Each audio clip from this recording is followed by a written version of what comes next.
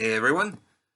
Now for a little bit of good old-fashioned fun with a classic hero, we now have the 1940 movie, The Mark of Zorro, starring Tyrone Power, Linda Darnell, and Basil Rathbone. Now Diego Vega, as played by Tyrone Power, has been in Spain, training at a military academy and becoming a famous swordsman there, when he is summoned home by his father, the alcalde. Now upon arriving home, he sees all the people suffering, and they look upon him with horror when he claims to be the son of the alcalde. He is relieved to find that it is not his father causing trouble, but instead Don Luis Quintero, J. Edward Bromberg, is in charge as the new alcalde, with the aid of Captain Esteban Pascual, Basil Rathbone, and his guards, who are now overtaxing the people. Now Diego is clever and quick to put on an act to convince them he is no threat to them at all, and keeps the act going even amongst family and friends, much to their dismay.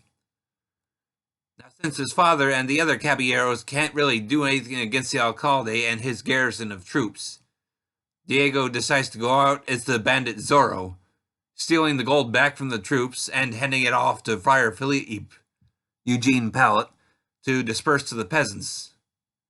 Now Zorro tries to convince the alcalde to resign, leave, and appoint Diego's father, Don Alejandro Vega, Montague Love, as the new alcalde. Of course, Captain Esteban won't let Don Luis resign, and he instead suggests an arranged marriage between Don Luis' niece, Lolita Quintero, who is played by Linda Darnell, and Diego in an attempt at peace.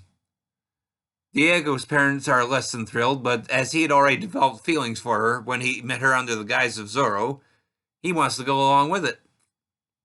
Now in front of everyone else, he keeps his act going, which annoys Lolita, but in private, he reveals himself to her as Zorro, much to her happiness.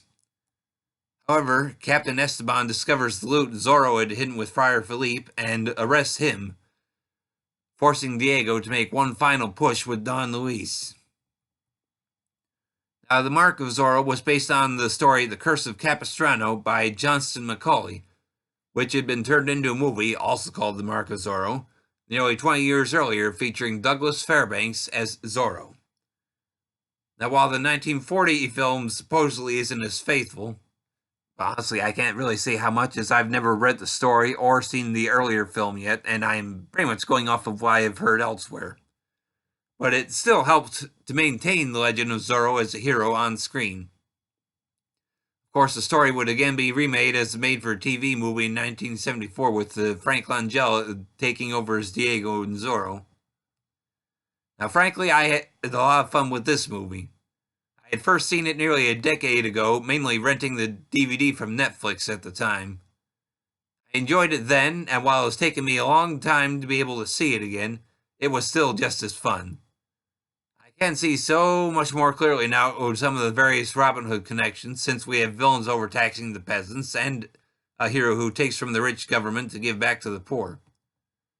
Of course, the connections are strongest with the 1938 movie Adventures of Robin Hood, since it brings in some of that film's cast, like Eugene and Pallet and Basil Rathbone in similar roles to what they had in that film, as well as Montague Love, although he changed from being an oppressor to being one of the oppressed in this film.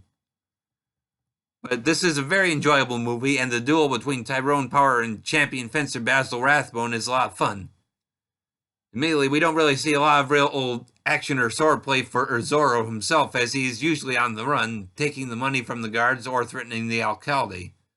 And that climactic duel is actually between Diego and Captain Esteban, but that works just fine for me.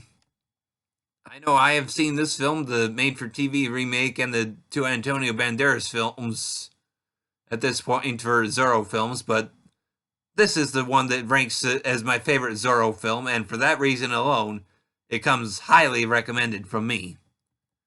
The movie itself is available on Blu-ray from Kino Lorber and DVD from 20th Century Fox, and is about 1 hour and 34 minutes in length. Well, that's all I have to say on this one, everybody. Thanks for listening, and I hope you'll keep coming back for more.